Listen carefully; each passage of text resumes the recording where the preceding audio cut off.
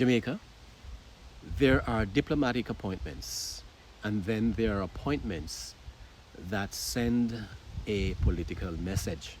Thank you for the opportunity to appear before you as President Trump's nominee to serve as Ambassador of the United States to Jamaica. I am deeply honored that the President has put his trust in me for this position, and I'm mindful of the responsibility this role carries. When President Donald Trump nominated Kari Lake to become the next US ambassador to Jamaica, he wasn't simply filling a vacant diplomatic post. He was sending one of his most loyal, outspoken, and recognizable political allies to one of America's closest partners in the Caribbean. Now, Kari Lake is no ordinary diplomat. Before entering politics, she spent more than 2 decades as one of Arizona's most recognizable television news anchors. She later became one of the leading voices of the America First movement, running for governor of Arizona and later for the US Senate. Although she lost both races, her national profile only grew because of her unwavering loyalty to the president. And of course, her willingness to fight publicly for the causes she believes in. Now, if confirmed by the US Senate, Lake will represent the United States in Jamaica, a country with deep historical, cultural, economic, and security ties to America. The fact of the matter is that the United States is Jamaica's largest trading partner, its biggest source of tourists, and home to a Jamaican diaspora numbering well over 1 million people. And so every decision made at the US Embassy in Kingston has the potential to affect visas, investment, security, cooperation, trade, and of course, the lives of thousands of Jamaican families on both sides of the Caribbean Sea. But this appointment is more than a diplomatic post. It raises important questions. Why did President Trump choose Kari Lake? That we're working with Jamaica to make sure that there's a level playing field so that American businesses have a real shot to do great work. We know that we provide better quality work. We hire Jamaicans, and we want to make sure that we're assisting and also allowing for American companies to expand. I think. What qualities does he believe she brings to Jamaica? What does her appointment say about the direction of US foreign policy under the Trump administration? And perhaps most importantly for Jamaicans, what opportunities and challenges could this create for the relationship between Kingston and Washington?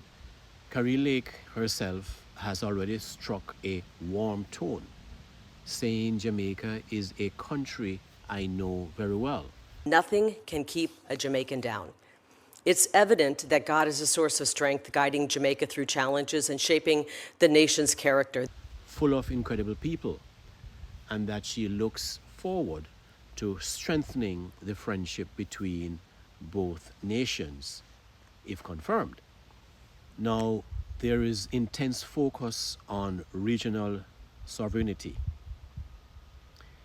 In Jamaican political and media circles, from what I have seen, the reaction to her statement about making America's voice the loudest in the room has sparked immediate conversations. There are some local analysts who are pointing out that Jamaica has long prided itself on an independent foreign policy, maintaining strong relationships with multiple international partners. And I find that there's a palpable concern that an ambassador with an aggressive media-first style will increase friction if she publicly pressures Jamaica to distance itself from competing investments, especially concerning the modernization of local logistics hubs. There's also probably high alert for local infrastructure. The fact of the matter is that because her testimony specifically singled out telecommunications, security, and port digital manifests, as well as local tech and shipping sectors, this has placed many on high alert. Right now, the Chinese have a massive stake in one of the key ports in Kingston. I think they have a 49% control over it, and that puts us at risk. And so we need to rebalance things and work with the Jamaican government on that. Industry insiders recognize that Washington will likely tie future bilateral security and disaster relief cooperation to strict alignment with U.S. data standards.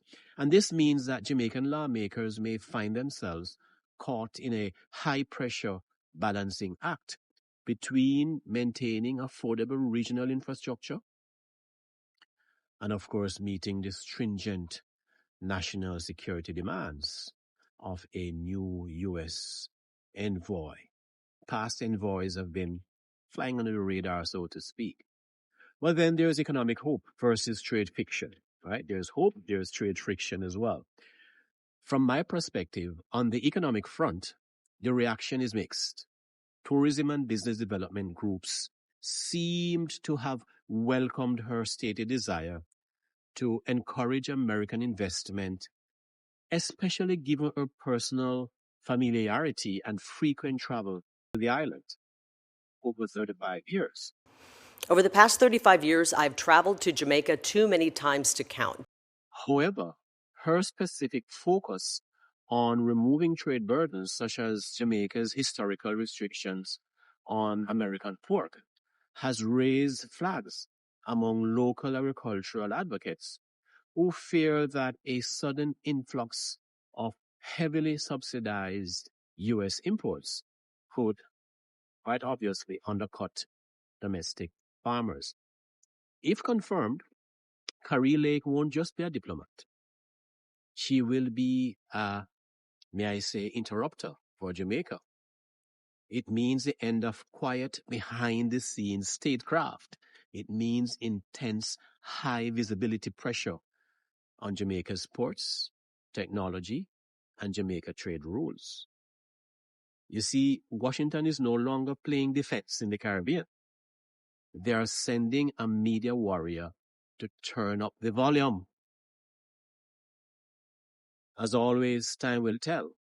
Kari Lake's confirmation process is still underway.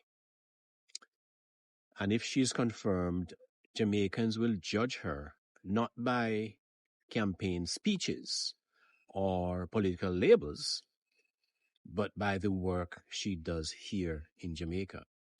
Will she strengthen the relationship between our two countries? That's important to understand. Will she encourage more investment? Will she help deepen security cooperation? Will she build trust with the Jamaican people? Former ambassadors from the US to Jamaica has built significant trust in Jamaica. So these are the questions that really matter. Because at the end of the day, diplomacy isn't about personalities, so to speak. It's more so about results for one's country. And if this appointment leads to stronger trade, safer communities, greater investment, and closer cooperation between Jamaica and the United States, then both nations stand to benefit. And we can only hope that indeed this will be a win-win for both Jamaica and the United States. Until next time, my friends, this has been Dear Jamaica. One vision, one country, under God. Support the channel. Like, subscribe, and share with your friends for more balanced perspective on Jamaica, land we love. See you then.